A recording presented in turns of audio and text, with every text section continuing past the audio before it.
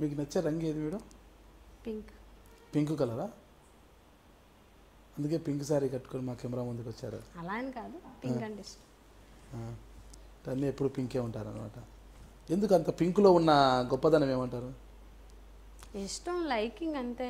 అంటే కలర్ని బట్టి కూడా మనసత్వం ఉంటుంది కదా, చూడగానే లైకింగ్ చేస్తా. చిన్నప్పటి నుంచి పింక్ అంటే ఎక్కువ ఇష్టం, అంటే లైట్ కలర్. మీ ఆయన పెళ్లి చూపులకు వచ్చి కూడా పింకే కట్టుకున్నారా? అలా ఏం లేదు, ఆయనకి ఏమి ఇష్టం ఉంటుంది అప్పుడు తెలియదు కదా. అది నా ఇష్టం పింక్, అది కట్టుకుంటే ఆయనకు నచ్చుద్దో నచ్చు. పింక్ చూసి ఆయన ఒప్పుకున్నట్టున్నారు, పింక్ చూసి సింక్ అయిపోయినట్టున్నారు ఆయన. అలా ఏం కాదు. ఇప్పటివరకు చూశారు కదండి, విజయనగరం జిల్లా కురుపాం నియోజకవర్గ వైసీపీ ఎమ్మెల్యే పుష్ప శ్రీవాణి గారు చెప్పిన అంశాలు.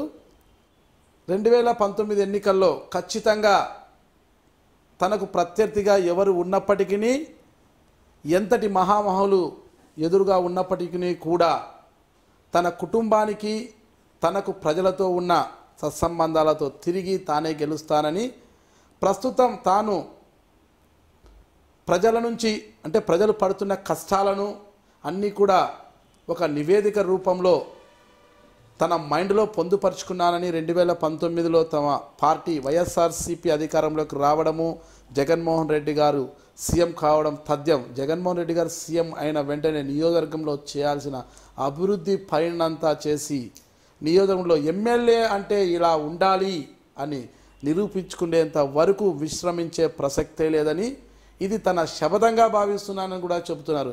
అయితే 2019 ఎన్నికల్లో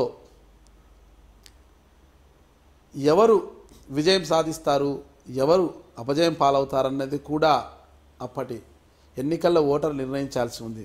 అయితే ఇది శ్రీవాణి గారికి ఉన్న ఓన్లీ కాన్ఫిడెన్సా లేకపోతే ఓవర్ కాన్ఫిడెన్సా అన్నది కూడా మనము 2019 ఎన్నికల ఫలితాల అనంతరం చూడాల్సి ఉంది. నమస్తే ఎమ్మెల్యే గారు, చాలా విలువైన సమయాన్ని వచ్చి చాలా గట్టిగా, చాలా హుందాగా మా ఐడ్రీమ్ మీడియా ముందుకు చాలా అంశాలు మాట్లాడారు. ఇదే హుందాతనంతో ఇదే సమస్యలను అధ్యయనం చేస్తూ ప్రజా సమస్యల కోసం పోరుబాట సాగిస్తూ మీరు 2019లో కూడా రాణించాలనేసి మేము మా ఐడ్రీమ్ మీడియా యాజమాన్యం కూడా కోరుకుంటున్నాం. ధన్యవాదాలండి. మీకు కూడా ప్రత్యేక ధన్యవాదాలు ఐడ్రీమ్ మీడియా వాళ్ళకి. ఎందుకంటే వ్యక్తిగత విషయాలు అవ్వచ్చు, రాజకీయ అనుభవం అవ్వచ్చు, ప్రజా సమస్యల గురించి మాట్లాడే అవకాశం మీ ఐడ్రీమ్ మీడియా ద్వారా మాకు కల్పించినందుకు ముఖ్యంగా మీకు ప్రత్యేక ధన్యవాదాలు. నేను మీ Pushpa Srivani Kurupam MLA. IDream media reporter Nagaraju garu నన్ను ఇప్పటివరకు ఇంటర్వ్యూ చేయడం జరిగింది. ఇంటర్వ్యూలో భాగంగా నేను ఏ విధంగా రాజకీయాల్లోకి వచ్చాను, ఏ రకంగా రాజకీయాల్లో గెలుపొందాను అన్న అనుభవాలన్నిటి కూడా ఆ ఇంటర్వ్యూలో ఆయనతో షేర్ చేసుకోవడం జరిగింది. ఈ ఇంటర్వ్యూ ఐడ్రీమ్ మీడియా ద్వారా మీరు అందరూ వీక్షించాలని కోరుకుంటున్నాను.